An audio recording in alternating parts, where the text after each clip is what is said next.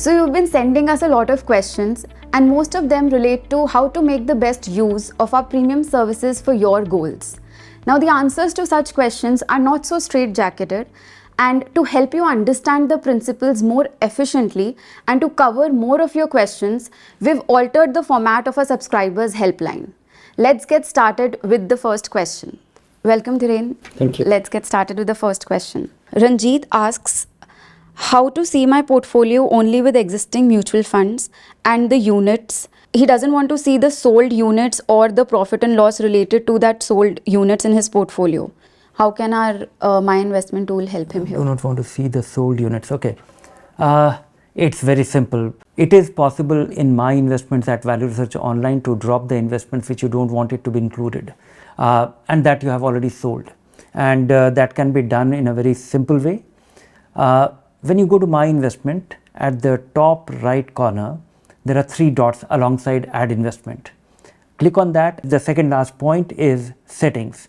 Within the setting, you can choose, and this is extremely sophisticated, you can actually choose to see your returns in rupee or pounds or dollars and all these 5-6 currencies. Besides that, include fully sold investments in returns. You can either choose to include or you can exclude them. And you can display those investments or hide those investments. So everything here is flexible. You can choose to have them or not have them. So Arvind has a pretty valid question here. With the indexation benefit removed from debt funds, do they still remain a better alternative compared to FDs? He also would like to know, is it better to instead invest in a conservative hybrid fund, since these slightly higher returns can make up for the taxation? Look at these two things separately. Higher return and taxation are two different things, but yes, debt funds were more attractive if you held them for 3 years. They are less attractive, but they are still attractive because they have not, they are now taxable. All the returns that will accrue to a debt fund will be taxable, and so are deposits. It is not a disadvantage. They have come as on par with deposits.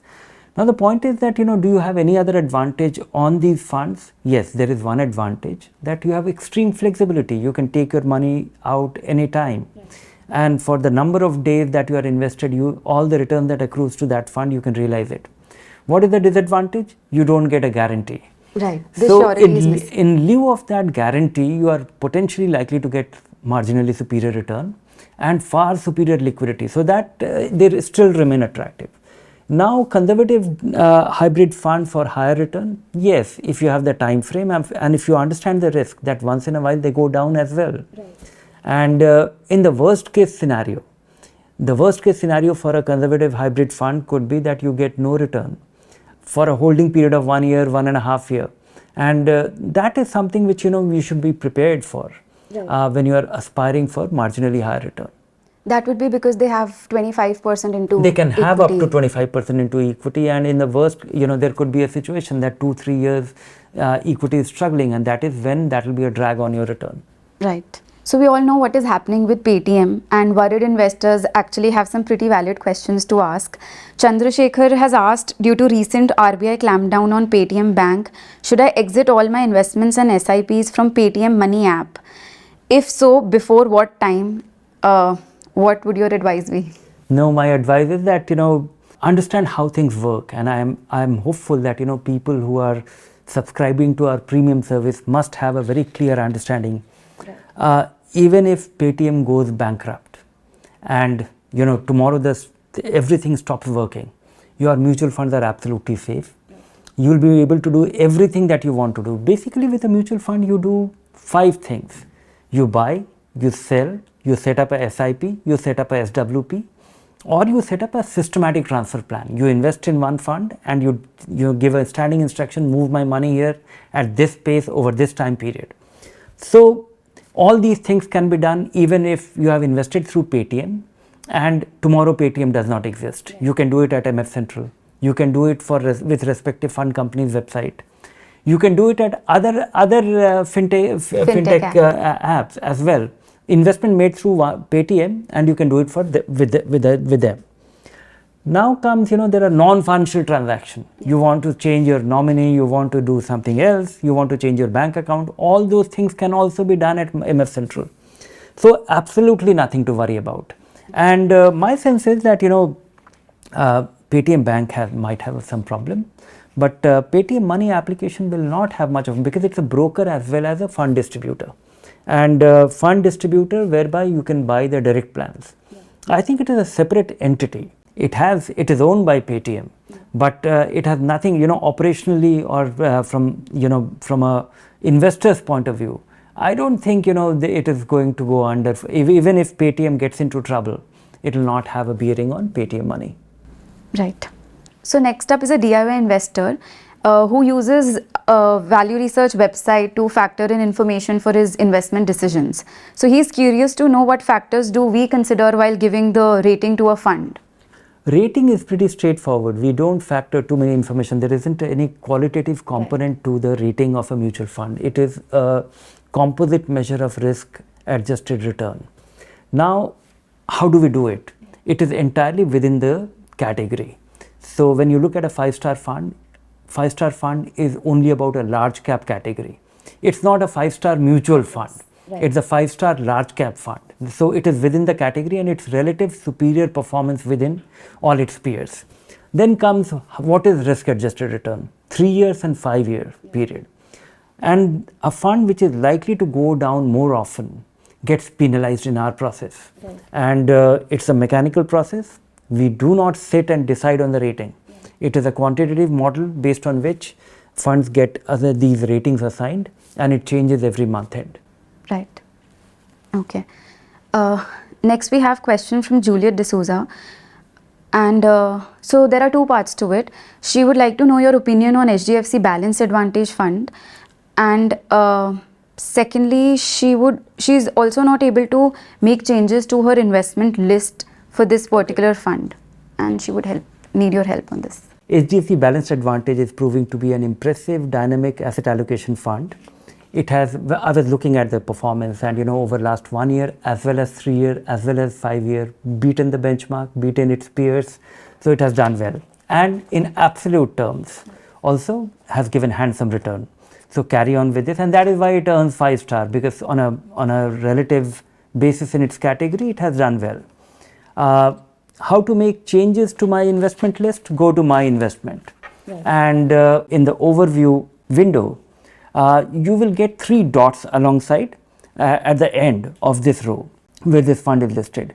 Once you see here, you will get this edit view transaction which is at the top, and you can make any change here in any of the transaction, because many a times the investors have plenty of transaction. If you have been doing SIP for 5 years, 10 years, so you will have 120, 150, and sometimes people have gone about doing some daily SIP in some liquid fund. So we come across portfolios which have thousands of entries, but you can go and choose a specific entry, make some changes, or you can delete some if you have skipped some SIP for your information to be accurate here. So Dhiren, there's another question of Juliet. She's not able to put her investment related to HDFC Balanced Advantage Fund in our website as it shows in her eCAS statement. There is a possibility, because HDFC Balanced Advantage has a very funny history.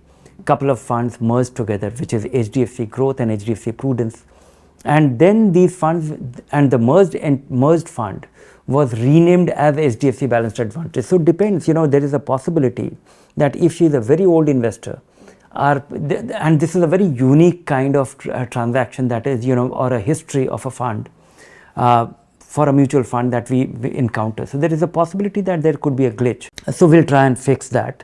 But with her manual intervention, she'll be able to do it. Right. By editing her investment. By editing her transactions. Okay.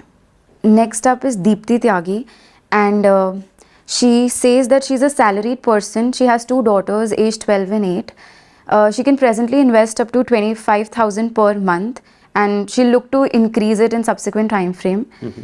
So she needs your help in creating her portfolio. Okay. Exactly for this kind of suggestion, the portfolio planner should be used. Go to your premium account, choose the portfolio planner, and choose the option invest for higher return on savings. and for your investment of 25,000 rupees every month without any incremental rise over the next 10 years, your investments will become 56 lakh rupees with a return of 12%. Assuming they earn just 9%, which is little more than what the fixed income returns are today, it will be 47 lakh rupees. It will be much more if you are able to periodically increase the amount of investment that you can make.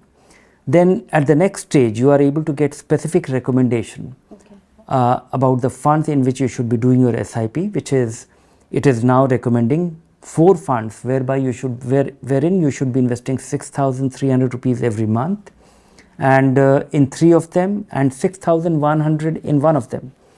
And while making these recommendations, the system is taking care of multiple things. They are good funds. They are from separate fund companies. They are not vulnerable to a particular fund manager going out of favor. So diversification of fund manager, diversification of category, even the broader category, and and style as well.